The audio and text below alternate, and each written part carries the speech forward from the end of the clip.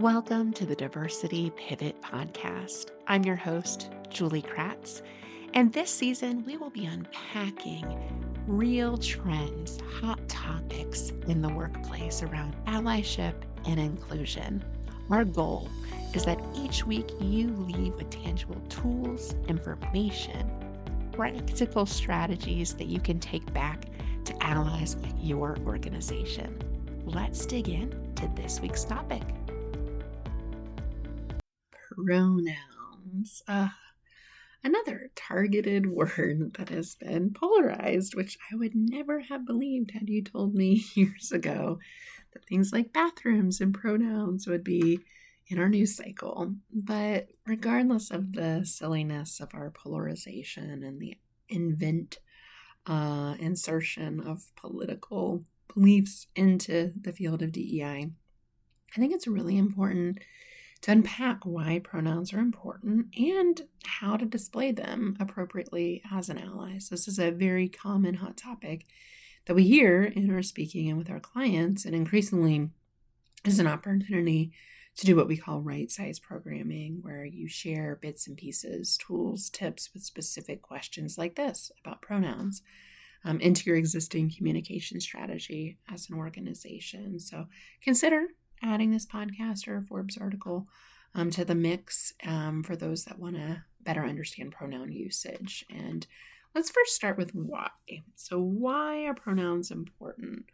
For folks that identify as non-binary, transgender, that might be misgendered, pronouns are essential to their identity. So you might be thinking, well, it's really obvious. I'm a woman. Of course, she, her is appropriate for me.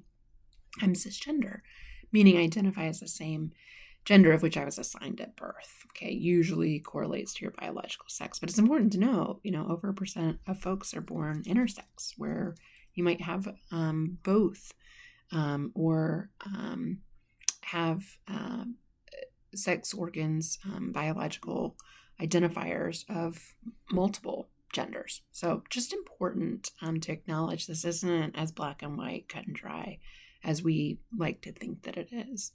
And I think for some folks, especially those that don't see the importance of pronouns, it might feel silly, it might feel burdensome, but really you're taking the burden off others who pronouns may not be as clear. Sharing pronouns really creates a welcoming environment for individuals of all gender identities. So gender is not binary, it's not just male or female. It helps avoid the assumptions based on appearance. Just because somebody adheres to the gender behaviors that have been normed in culture, which is very different culture to culture, whether that's liking pink or blue or wearing makeup or not, or wearing more feminine clothing or more masculine clothing, none of that really has to do with somebody's identity. That their gender expression could be different than their gender identity. So without making those assumptions and risk misgendering or creating harm for somebody of different gender identities that may not be as obvious, what a great way to be inclusive by just proactively sharing your pronouns. And that could be something that's really important, especially to Gen Z, because it's very common for folks to use they, them pronouns, especially of younger folks, where this has just been more socially accepted. This is actually not a new thing. We've used certain cultures have had 3 genders, 5 genders, Native Americans, African cultures. And we know the AP style book has actually updated the language to show that they, them is appropriate to use for a singular human. And increasingly when I spend time with young people, I learn a lot about this. They just say, well, I don't know what someone's pronouns are. And so if I don't know, I just use they, them. And you might be thinking, oh my gosh, that just seems really odd, or that's not the way I was taught. Yeah, absolutely. You're going to have to fight a little resistance. Maybe change is hard, especially at first. And if you get it wrong, it's okay. You can apologize. You can try to get better.